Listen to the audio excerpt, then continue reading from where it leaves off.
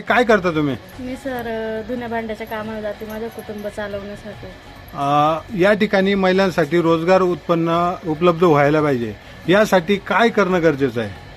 आपल्याला इथं नगरसेवक म्हणजे चांगले पाहिजे बुवा, असं आपल्या महिलांसाठी काम आणण्यासारखे.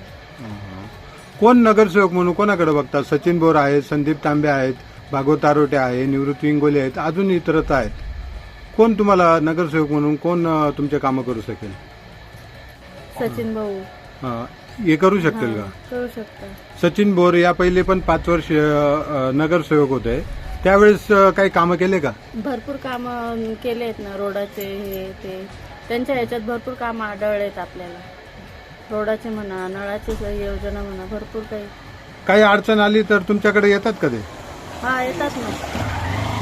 आता निवडणूक प्रक्रिया 15 तारखेला होणार आहे. हो. नगरसेवक म्हणून तुम्हाला काय अपेक्षा आहे नगरसेवकाकडून, आणि त्यांनी काय करणं गरजेचं आहे?